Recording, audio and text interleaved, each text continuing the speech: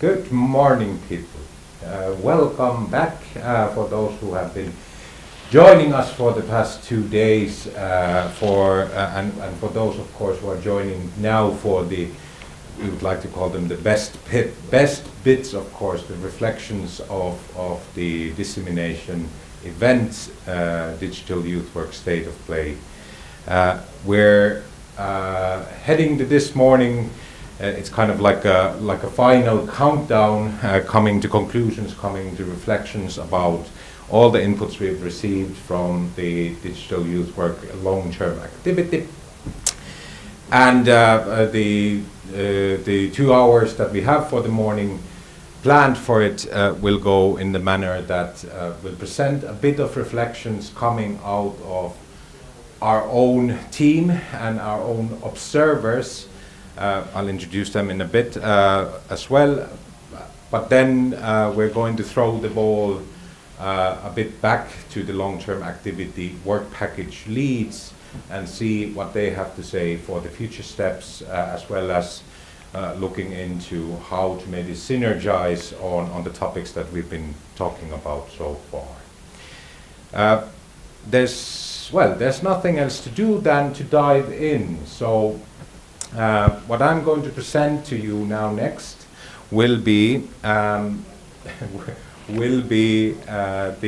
reflections and findings from the observers who we had basically taking part throughout the whole event. And as much as we would have, and you probably would have loved to see someone else's face delivering these, and on the program we said that it would be Reet Kost and Panu Räsänen. But unfortunately, there's more pressing matters for Reet and Panu to be in youth work field. So you're stuck with me, people. Deal with it, okay? So Reet and Panu and our team met last night. And if I can have the slides up, we've been going through initial reactions as well as general reflections on all the topics and the work packages, and I'm going to present 7 or 8 of the key findings in a way that will then lead to a bit more of digestion by the work package leads and passing it on to Snezana then to pose a couple of questions based on that. Just to say, you will, amazing work again from our traffic recorder, so you will be able to find the outcomes in, or the reflections in written form as well as visually represented in our space of how, so how space again, as well as these, all the materials will appear in the next few days to the official website of the Digital Youth Work LTA. So this is the general impression of the discussion we had last night with Reet, Panu, and our team. And of course, there was a lot of things there, and I'm going to try to filter out the key things for you. And of course, with the idea that a logical question after these talks and after the first hour of the day will be the same questions for you. So what are the key insights coming out of the sessions, as well as what will be your ways further with the topics that we've been tackling. The first thing Reet and Panu were raising was that there's a strong need for the synergizing. So basically looking at the wider picture of digitalization, not only digital youth work, but and how the topics and themes of the Digital Youth Work LTA fit into that and can make more relevant and more relevant impact in the youth work sector across the Europe. And on this note, it's not only and Reet and Panu were not only talking about the synergies between the work packages that they should link with each other and see where the happy places are, but more than on a bigger scale in the youth work sector in Europe to the Saltos and other stakeholders, both on European national level, being somehow involved in digital transformation. And what we've learned during the week is that who isn't, I mean, who is the person or entity who isn't actually involved in digital transformation at the moment. So a lot of talk about also about the cross-sectoral or co-sectoral approaches for the digital or digitalization in general. We'll come back to this also in the next, I think, as one of the key insights coming from Reet and Panu was that there, as much as we need the synergies on the European and national level, one key thing is that it should go also, I mean, the material and the general feeling was that the quality of the products now coming out of the LTA are quite good, which means that they should be capitalized on more and taken even more. So this dissemination event being a starting point then to push forwards also to the local level and making these useful for youth workers dealing and struggling and working out ways to tackle digitalization in their work.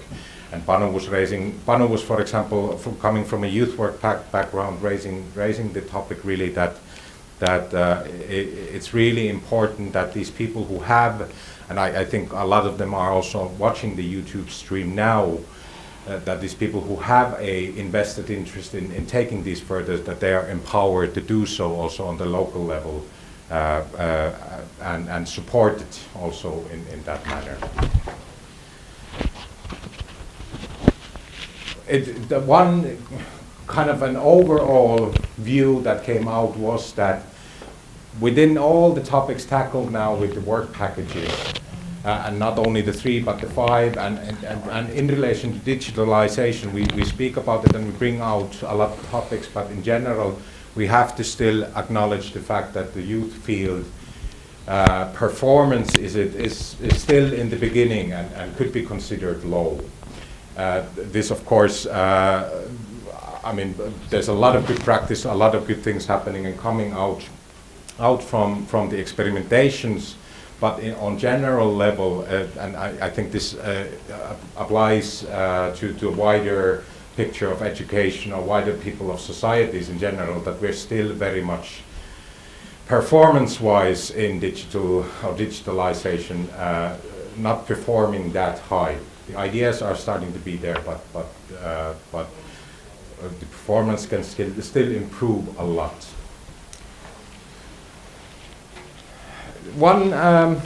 This is an interesting thing. So the talk about digital youth work versus digitalization and digital youth work versus youth work, what was raised by Reet and Panu was that promoting digital youth work can also become counterproductive for the reason of it having to sustain its own role within the youth work field and justifying itself as something extra and on top, or maybe it's doing that, and is there a reason for that? What might be the and they were kind of questioning that this kind of counterproductive talk about digital youth work is not necessarily only a good thing. Of course, counterproductive is never a good thing, but that it's good that we would talk more about the effects and impact of digital transformation and technology to society and young people, and explain the digital competences needed and how it concerns youth work and youth workers. This links to the next one as well, to this and to all the others, but we should focus more on whys rather than where. So the technology only means to an end, and linking to Jane's opening inspirational speech on Wednesday, that it's this whole, how to say, the element of the political in the digital transformation as well, and cultural, societal change, and the links in the wider picture. But what we were talking about also, that the youth work isn't alone in this, and also that came back then strongly to the cross-sectoral and doing it together and finding those ways and the synergies within other processes that are tackling the same thing.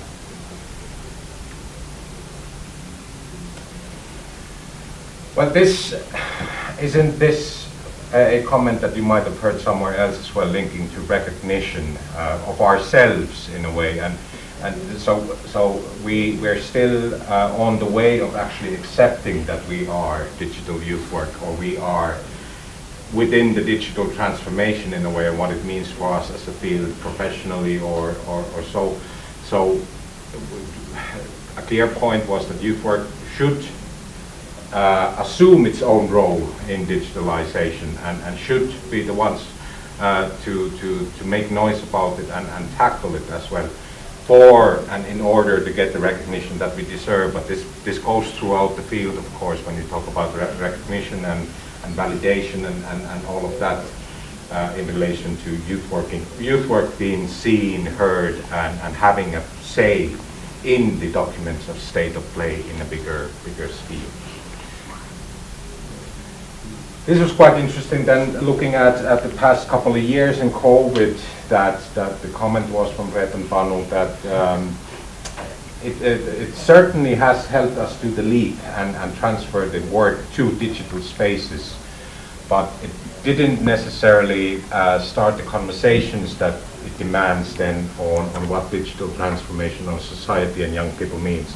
This also links strongly to what Jane was saying on the first day, as well as the work package leaks bringing in, but that we are in dire need of that conversation to get louder, rather than just entering spaces or using the tools and approaching the methodology or taking youth work into those spaces. A couple of more, one which kind of reflects also the work packages, what they're giving, and maybe also a question for the panelists later on, but how is research done in relation to digitalization and youth work and young people being involved in it? Hello, Juha. Greetings. Greetings. There you go. Can you do the makeup a bit more as well? No? Okay, thank you. Yeah, the point of how to approach or how to conduct research in this amoeba that now is the digital transformation, that it should involve anyway all the actors from grassroots to the researchers and everything, all the levels in a way. And last but not least, the role of Erasmus Plus program and ESC program, for example, so the fundings in general.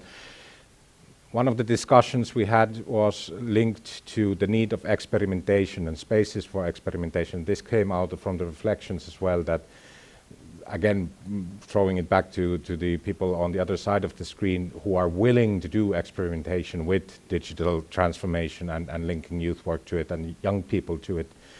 And rather than saying that there's no resources for it, Red and Panu were actually saying and suggesting some ways how, for example, the NAs and their TCA agendas could maybe have a role, and could be not only that they could have the role, but they were saying that there could be an expectance, or we could be expecting that from the field, that the NAs take an active role in creating those spaces of experimentation within the digital youth work, within digital transformation in general. We were thinking that we believe that there are, and we've seen good practices, and in the digital youth work LTA, there's been produced podcasts of good practices, and so, which you can also find from the website. From all over Europe that do that kind of experimentation, but they're not necessarily fitting or finding their resources from the programs. And what Red, for example, in the role of Estonian NA was emphasizing was that she thinks that there is a way through NA budgets and so on, maybe to cooperate, pool resources for that kind of experimentation, and and to support that, as well as then start competence-related processes and so on that are needed at the moment. Well, so these are the key insights, and at this point I'd already like to thank once more and send a bucket of flowers basically to Red and Panu, who have done all this work and produced these documents to us in conversation with us.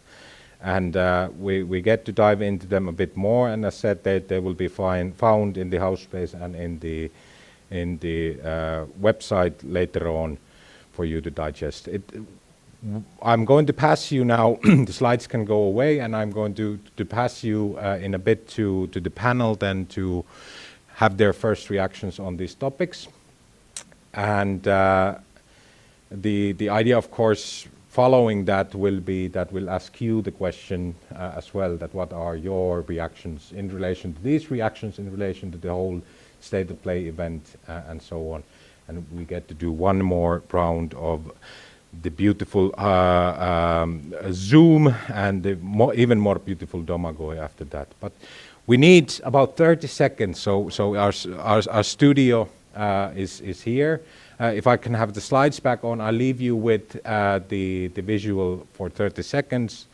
Well, someone's saying 45 seconds, but anyway, next you'll see the panelists. Thank you.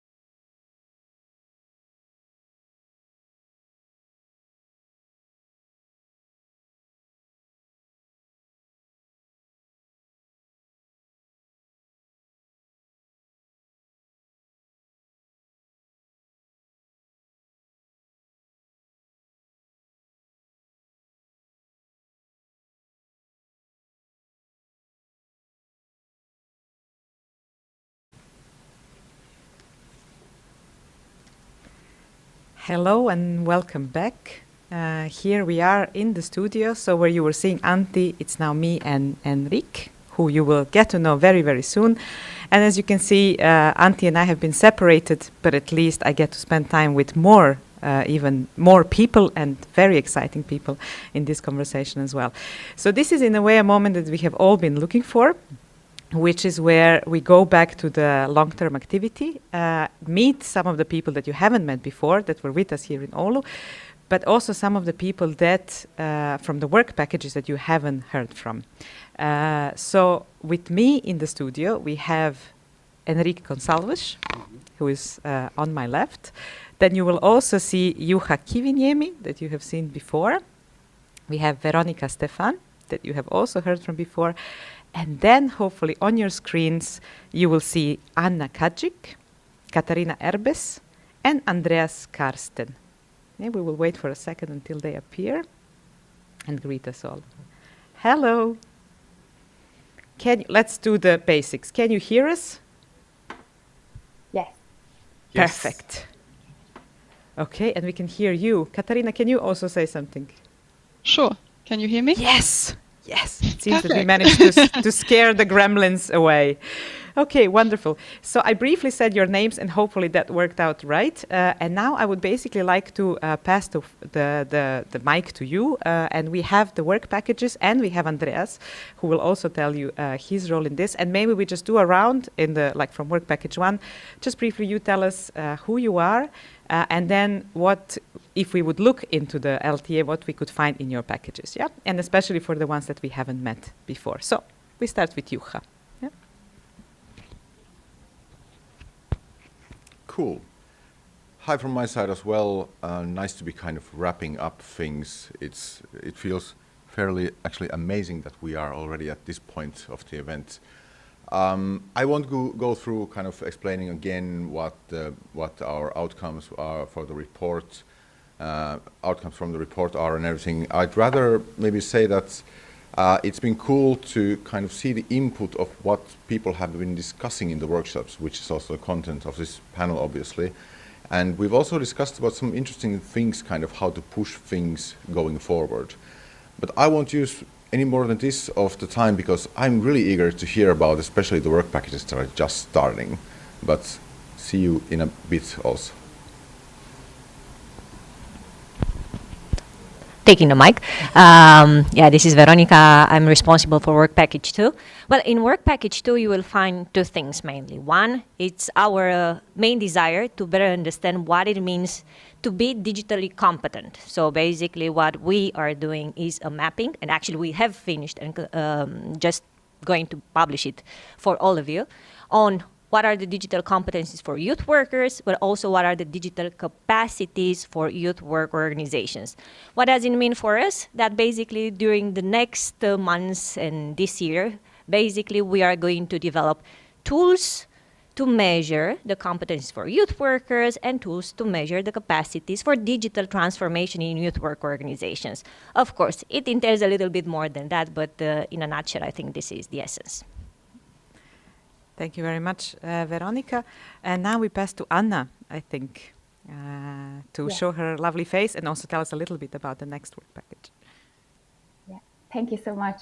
Yeah, I'm Anna from Ireland, from the national agency Lurgus, and we'll be leading on we actually already started work on the work package 3, which is focusing on enhancing young people's digital competences. What does it mean, really? I think hearing all the observers' notes this morning from Antti, I think this work package really focused on a couple of very interesting notes, and I'll reflect on them soon. But what I would like to do is just briefly tell you what is going to look this specific work package. So we'll be looking at through a bottom-up approach. So we'll be looking at how digital and the STEAM in youth work activities can support the most excluded young people to enhance their personal, social, and critical digital skills. And so this really work package will give a voice to young people experiencing hurdles when engaging in digital youth work and digital capacities, more kind of STEAM activities.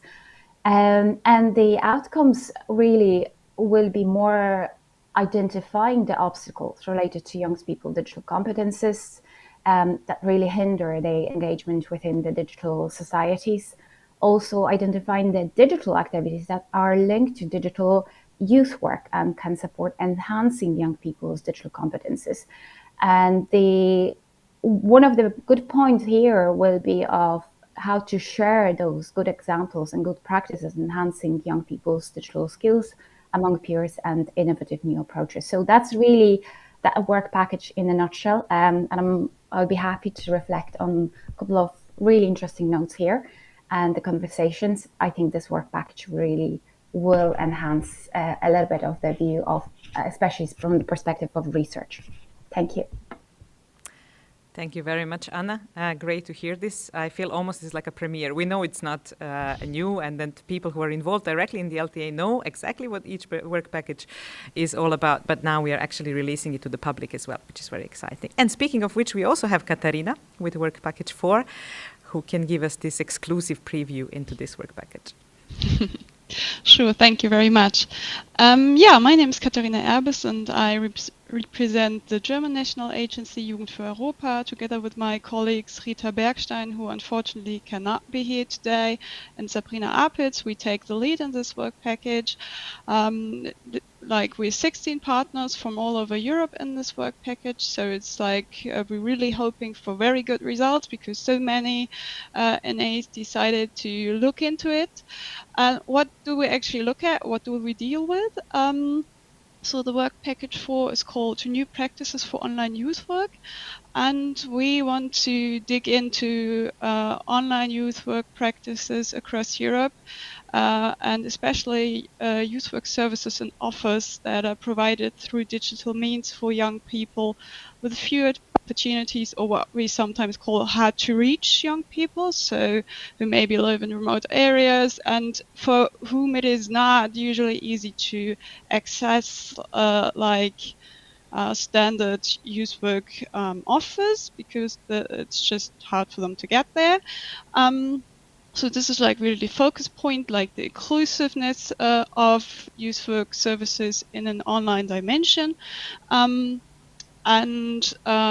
Like the work package has basically two elements. Like we also start with a mapping to find out what actually already exists within Europe,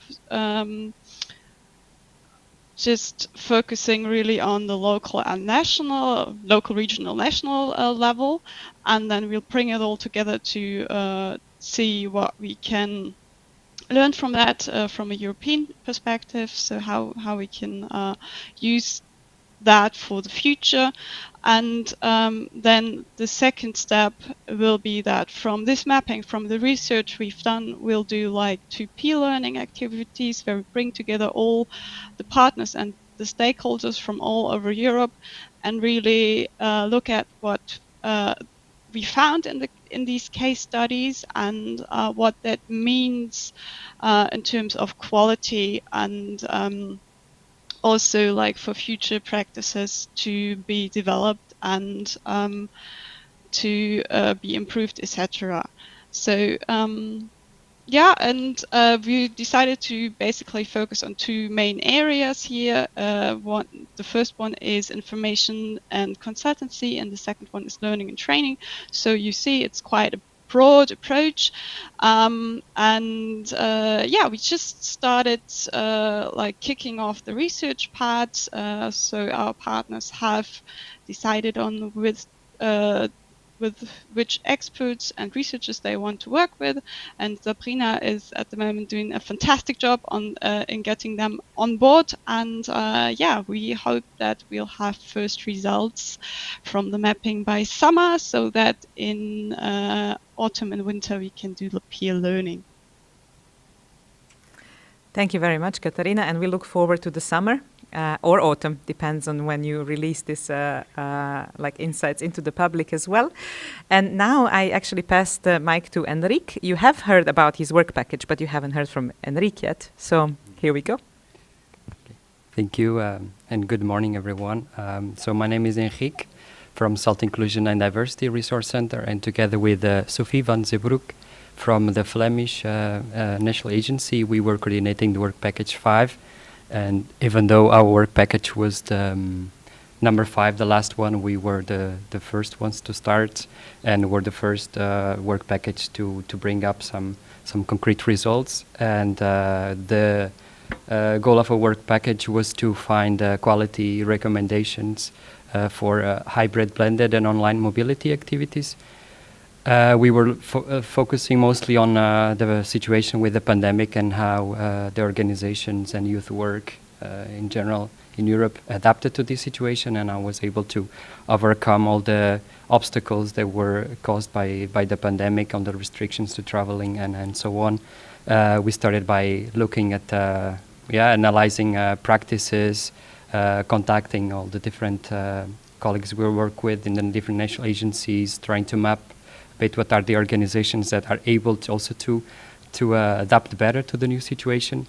But then at some point we really felt the need to have a more systematic approach by sending also surveys to national agencies and asking them also to send us good practices, to tell us how the organizations they support are adapting to this situation. But it was quite in the beginning also of the pandemic, and we are still all figuring out how to go about this and how to understand what's going on.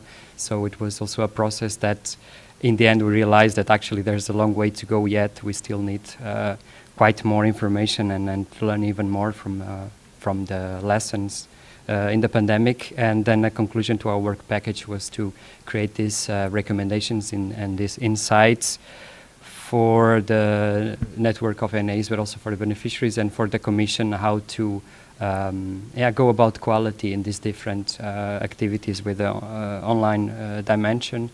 So this is something that we already launched a few months ago, and now we are into the dissemination of these results. Thank you, Enrique. And you might have noticed that we have 5 work packages, but we have 6 people today with us. And the 6th person is sitting in a super sunny place, it would appear. So Andreas Karsten is with us. We are super happy that you managed to join us. And maybe you tell us a bit, so how come then Ray is involved in all of this? Yeah, gladly, yeah. And I really do have to dance a little bit around the sun. A rare sight in winter in Berlin. So I'm actually quite happy about that. I'm part of RAY, the research network of the national agencies for the support and evidence building of the European youth programs. My colleague Friedemann, some of you have seen also attending the past 3 days. And we do regular monitoring of the European youth programs, as well as thematic research projects on key priorities. And one of these key priorities is quite obviously digitalization. So we have a research project by the Swede short name of Redigi. And what imagine us a little bit like sort of the deep dive buddy project of this LTA here. Whenever the LTA doesn't necessarily have the time to look at the foundations, motivations, the challenges of different projects, different pedagogical approaches, different youth work services. That's where we dive in. But what we are trying to then build with our research project is puzzle pieces of how to say non-formal pedagogy online, right? Because we have figured this out for all sorts of different types of people. We figured this out for street work people, for work around sports, people, open youth work, and with all these different formats and spaces, and we know how youth work works in youth centers. Just a second, Andreas. Andreas. Yeah. Aha. Perfect Yes. now. Perfect now. Perfect Yes. now. The sound was going away a bit, but now it's perfect again. Oh, okay. So let's hope the sun stays with us here. So what we are trying to help figure out is how do we do youth work in non-formal education in online environments, which I think, the observers' conclusions here have been very, very clear that we haven't figured that out yet. But we also know that a lot of experimentation has been going on, and we hope through our research that we can help to piece together different parts of these experimentations into one larger puzzle that helps us say, here are some core elements of non-formal online pedagogy. Even simple things like, we know when we run seminars and trainings with young people that we put chairs in a circle and that we don't put a classroom environment there. How do we recreate that in an online environment? We know, that we use a lot of experiential learning. How do we do that when everyone has their own environment to them, which is not necessarily shareable or shared with all the other participants of an online activity?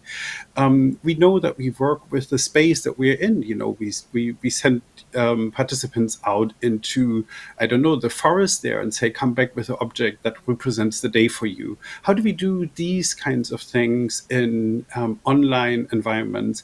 All of these things we haven't really figured out as a package, but some of these things have been figured out in Europe, and we want to help find them, put them together, and help build the puzzle of how youth work in online spaces can become better, which is something that the observers have quite rightly observed it has got to. Thank you, Andreas. And with the structure of our videos also, it's quite clear that we are trying to recreate some sort of circle or a quadrant, but we also haven't figured that one yet so well. So thank you for these insights so far, and thank you for giving us the little dive into each of the work packages and the Ray in all that. And then the question for all of you, and maybe we have a full house today, with both in the studio and online. So I would ask you to be short and snappy, if possible, with the answers. And the first question is about your immediate reactions to what you've heard from Antti and basically capturing the words of Reet and Panu. Yeah? How does that resonate? Maybe how do you connect to it in a few sentences? And then you can maybe just take your turns, or we go with the work packages. It's up to you. Or someone is super keen to start. I think Juha is super keen to start. He looks like that at least. Sure. Like my immediate thought when Antti was presenting the stuff, I tried not to cheat and look at the conclusions before or observations beforehand. I felt like a lot of that stuff comes back to redefining things and especially redefining narratives. I think we need to kind of look again at how we are, let's say, selling the idea of digital youth work to our colleagues who are not yet doing it. Also on an organizational level, that organizations really would adopt it. There was something along the lines of poor performance, and I do believe that youth work organizations are performing youth work very successfully in a lot of places. But if it seems that digital stuff isn't being kind of performed in a way that we would want, then maybe we are actually looking at the wrong things as well, or we are focusing, or they are focusing on the wrong things. Because I do believe the expertise for youth work really is there. That's kind of my initial thought, maybe. Veronica? Thanks. Yeah, I would say a couple of things here. So I take especially this part, digital impact. So what is the impact of digital tools, digital environments versus the use of digital tools? And I think changing a little bit the focus might also help us take out a little bit the fear youth workers have in touching in general digital youth work as a topic, because actually this would be the essence of youth work, dealing with values and change in society and supporting young people in adapting to into this, I don't know, it's change, transition, whatever you want to call it. And then I see another important part, and that is this strategic view and orientation. I think the sector has agreed a little bit that we had reflection, we need more reflection, but then it's also a call for action. So we start really planning based on what we have tried. Experimentation will still happen, but then it's also time to do it the more strategic, planned way. And I think these are things that really can push us a little bit as well, and our work as well. I can go next. Yeah, so like in general, it really resonates with the conclusions that we came up with when drafting these recommendations from the work package 5. That we are in early stages of a process of trying to understand these transformations in the youth sector, and so on one hand, yes, more time, more experimentation is needed, and more support.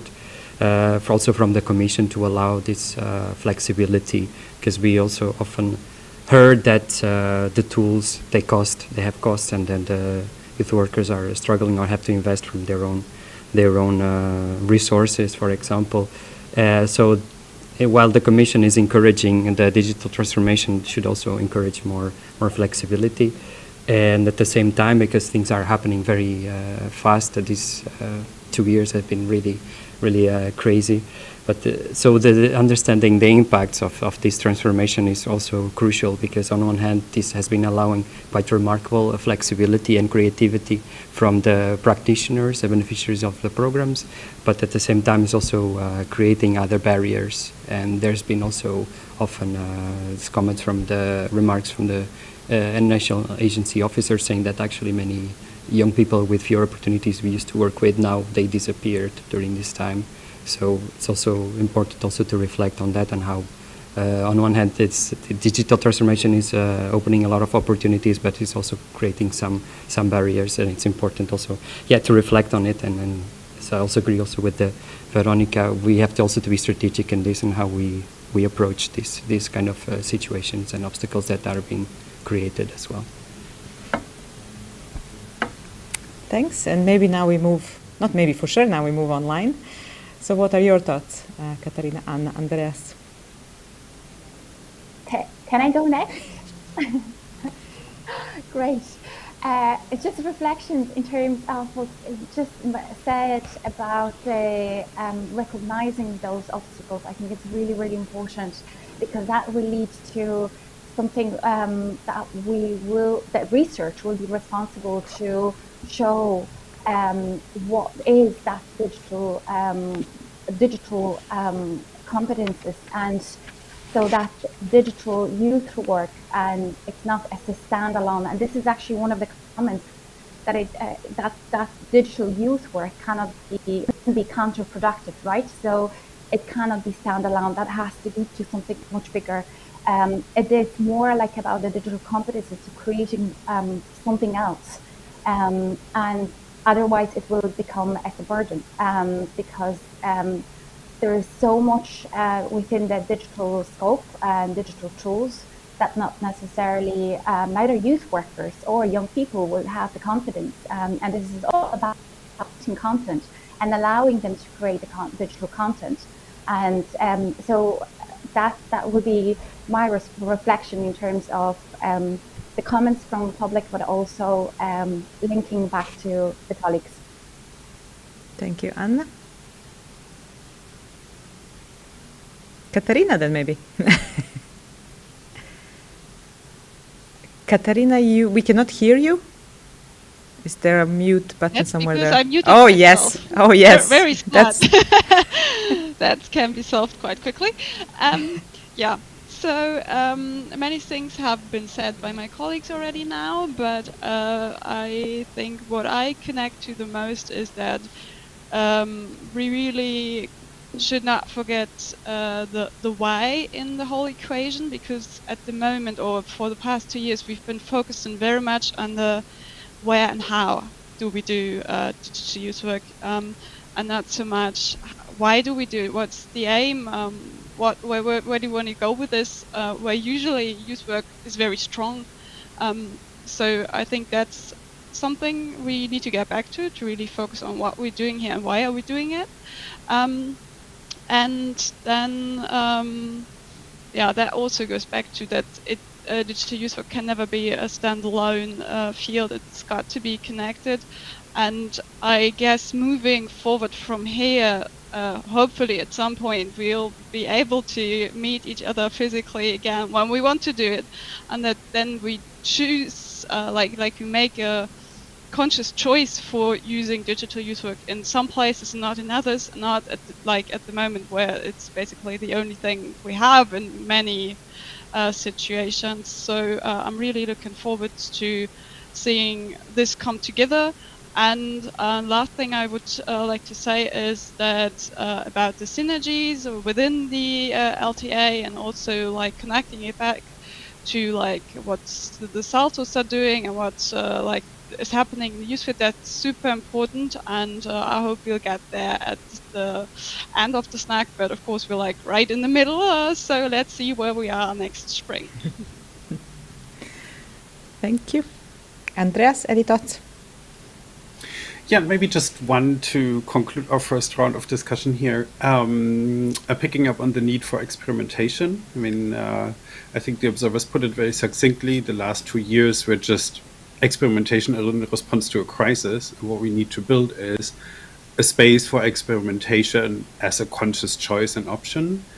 And, you know, I think back to when Ray was founded in 2008, when everybody thought it was a crazy idea. But in the end, we have built with less than 2% of the annual TCA money that we have in the European youth programs, a European-wide research network that provides evidence for the entire network.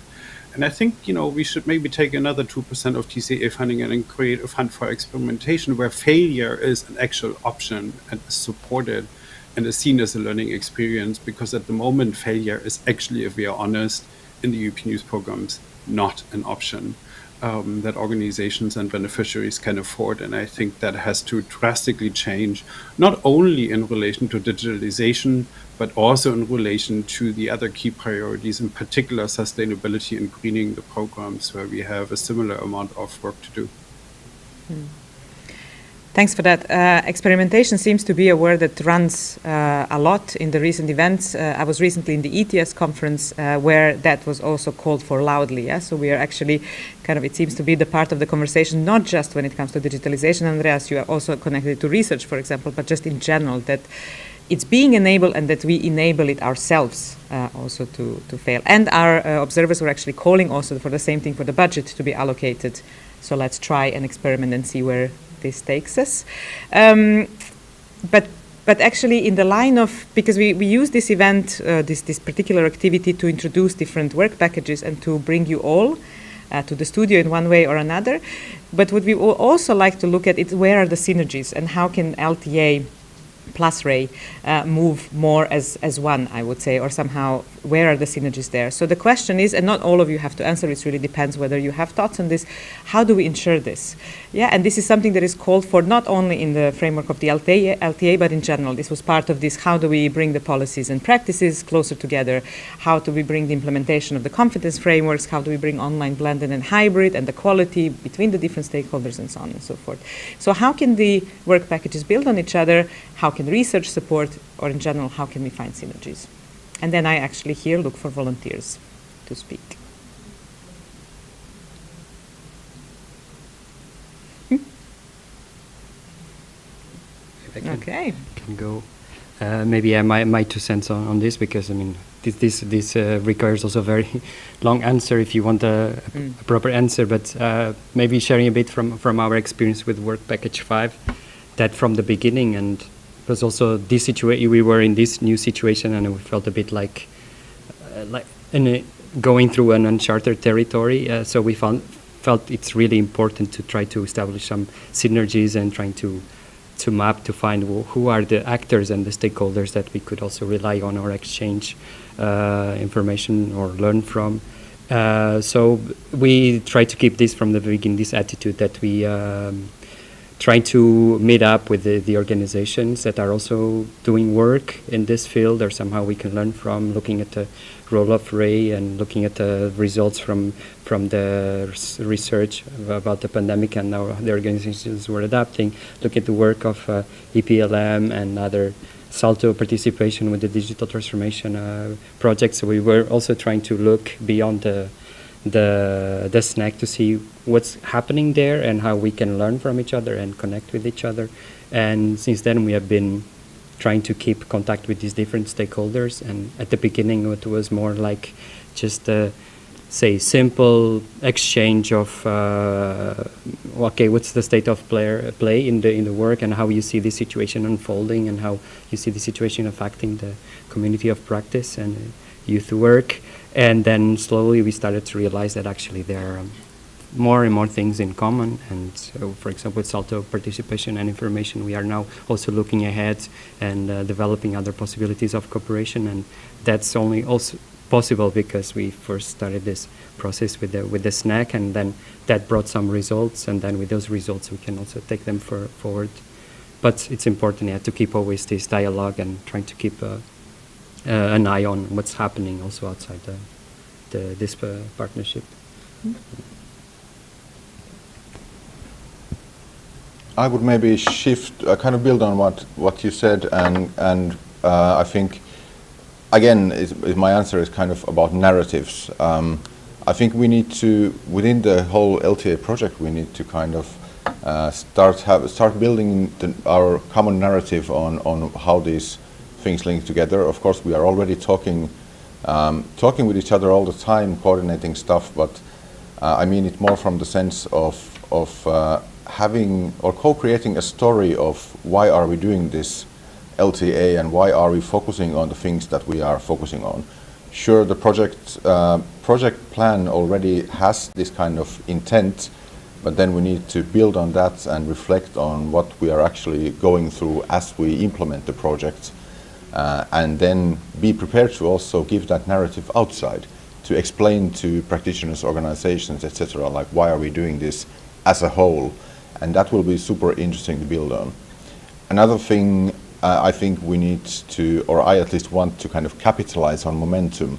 If you saw the stream on the first day, we have, in our work package, for example, we have a bunch of people from the ministries from different countries, and they are still very motivated, possibly to kind of continue having dialogue with our work packages to bring their own perspective to the mix. So we'll see how that goes. If they are watching the stream, they are actually now hearing this for the first time. So hi if you're there, but we'll be in touch very soon.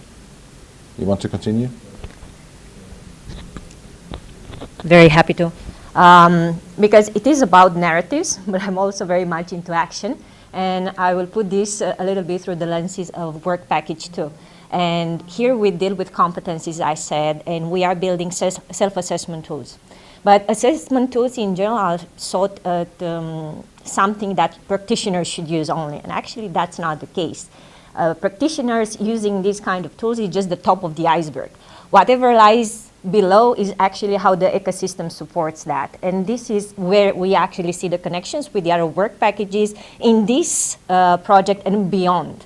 Because having assessment means actually you have a competence model behind it, which what allows you to do a good planning, allows you to prepare a national strategies that looks and actively looks to advance digital competencies for youth workers and their organizations. So the policy part is definitely needed. And then it's all this matter of recognition and validation. And it's also how you use the results of whatever comes of this assessment, right? Who is using that? Are you using them to, I don't know, better plan for funding? Are you using them to create or adapt your standards, occupational, professional standards as well, the quality standards, the quality label? Or not, because otherwise, if it's just for the practitioners, yes, it's still good. It's still a matter of quality in youth work, professional development of personal youth workers, but it's not the change we are going to get to, especially if you think about organizations.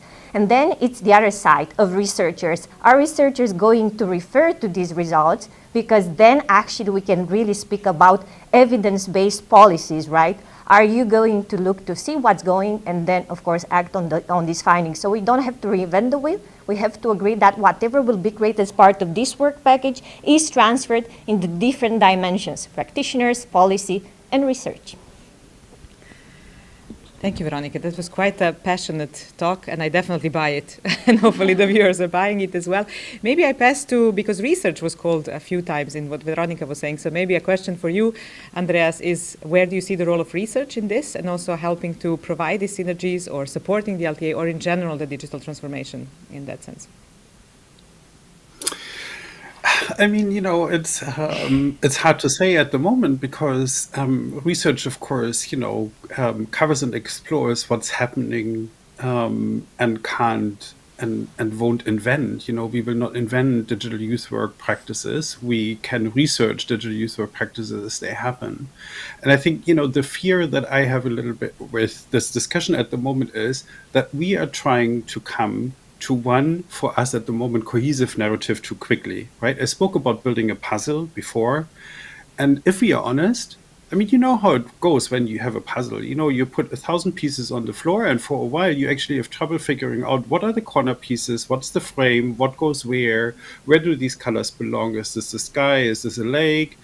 And that's where we are in at the moment with digital youth work. We don't know what the corner pieces are. We don't know how the frame looks like. So if we convince ourselves too quickly, what we're looking at is the core and essence and everything that belongs to digital youth work, we will build a narrative that cuts out a lot of different practices that are emerging that we don't see yet.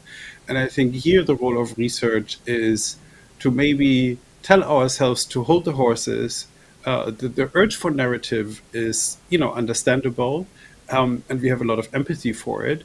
But we neither have the evidence nor do we have the intuition yet in relation to digital youth work to really be able to build that. And it's fine to, you know, we always teach in youth work about the need for the tolerance of ambiguity. This is something we need to practice ourselves at the moment very, very harshly and be stricter with ourselves. Don't fall into the trap of wanting to have something that sounds good if we actually don't know if it's the real thing. Okay, another passionate talk there. Thank you, Andreas. And I think while we are holding our horses, one of the questions was also how to find the links between the different work packages. And then one suggestions that came, for example, from the observers were that, for example, that you have the work package 5 that actually researched about the quality of online, blended, and hybrid, and maybe the work package 4, for example, with the innovation practices can build on that, yeah?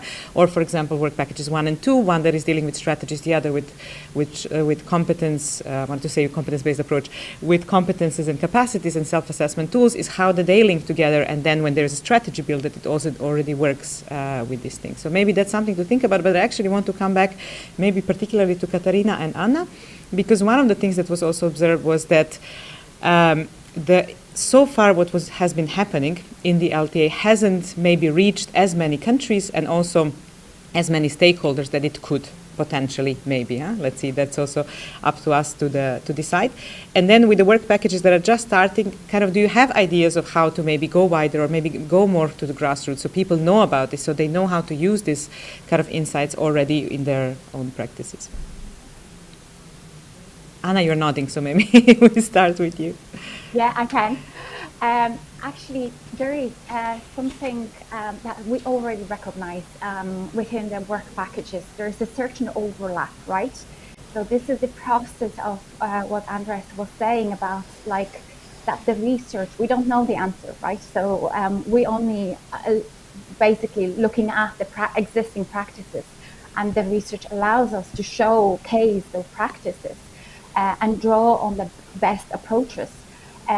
So in terms of linking the work packages, because of the overlap, it's already happened. So those links are actually existing within the work packages. And how to present them as a European pan approach. It's already the conversation that we had with researchers last week, and as simple as the terminologies and as simple as approaches. What does it mean that digital societies? What does it mean the digital competences?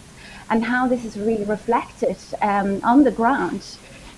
So there are the questions, research questions, that we actually started looking at, and how to create that kind of transformation across Europe. I would say it will be really showcasing best practices and how those best practices can evolve on the wider spectrum of countries, other countries.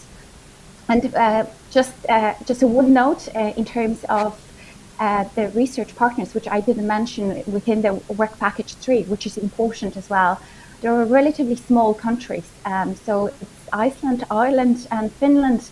And speaking on behalf of Iceland, even, we feel that within the work packages, we're going in circles because we're looking at the same organizations, and we just need to identify and how to really translate that onto other European countries. It's the next question, really. So it's that I would say it's a research question. Thank you, Anna, and we really hope that the answer will be there, and then really the things will go wider in that sense. And then maybe passing to you, Katarina, that you also highlighted a lot that there is a kind of an inclusion dimension that is very important for your work package. So then how do we really ensure that the insights from your work package, but also from the others, go wider and deeper, if possible? I guess Anna tackled already quite a lot of important points here, and of course we just kicked off the work package, so we haven't thought that much about the dissemination and to really how do we bring it back to the field. Like, of course, the peer learning activities will be important points to just discuss and learn from each other and really look at things from a wide range of perspectives. So we hope that this will help to really be more present than just like publishing a report on something. So that's the first thing. And then something we thought about, like from a German point of view, and we also have started discussing it with partners, but we're not gonna enforce it on people, and we're still not sure whether we can manage, like resource-wise, is to establish something like a national board or like where we involve organizations, experts, stakeholders from all kinds of backgrounds, and really see what do they think about what we found out, how do they relate to it, like how can they make use of what we come up with. And maybe just as a last thought, you said that like in the conclusions, Red and Ranu figured out that there might be overlaps between the work package 5 and 4. We are very aware of that, and we're trying to see what is already there from work package 5. But it's a different perspective. Work package 5 really focused very much on mobility, so international youth work. We're now focusing more on like local, regional, national youth work services. But of course, there might be overlaps, and there might be dimensions that just match or overlap. And we'll try to bring that together, but at first we need to see what's there, and this is where we are at the moment. Mm-hmm. Thanks for that. And then just to reinforce, I mean, what came from this observation is just that the whole question of, oh, but we haven't heard about it before and we would like to, it actually comes from the really interest, yeah? So it's not a complaint so much, it is more like, okay, this needs to be available. I mean, we heard like, oh yeah, we were building a strategy a few months ago. It would be so cool if we knew about this before, yeah? So that's somehow the invitation also, as we know, that it could reach further when possible and with the capacities existing. I'm aware of the time, and somehow in my head, although I know that there is 7 of us actually here, I thought that there would be so many questions to be asked, but actually I think we have time for one more. And I think I would actually pick on this experimentation, and I have to be very honest because I'm very fond of it. Yeah, but it's also because it came out from so many conversations. So the question for all of you, and then maybe we make a quick round, would be how do you see the way forward? Yeah, we identify some of them already, but maybe from your perspective, could be from the work package, doesn't have to be, could be from your multiple hats. How do we continue with this experimentation and support the digital transformation at the same time? And maybe we start from you, Enrique. Thank you. So trying to be really quick, what we are trying to do now with our resource center, and so mentioned briefly, is to really focus on synergies, because this is a way also for possibility of learning, but also to widen the impact. We heard often in our exercise that, in fact, we need more room for experimentation. We totally agree with that, but at the same time, there's also a lot of things going on already out there which we don't know of. So it's also important to find ways to also to learn from what's happening also outside the youth work sector, but also on the local and national level. So it's also important really to get to know what's happening there, because sometimes we really struggle to reach out to them. They don't know what we are doing. We don't know what they are doing. So it's and it was already feedback that we heard during this event. So that's important also at the same time. But we. As a Salto Resource Center, we have this also direct links with the Commission. Often we send some policy recommendations, and for us, it's something that we will keep on like say, striving for, is to persuade the Commission also to allow more flexibility and to encourage more experimentation through the youth programs. Yeah. Thank you, Enrique.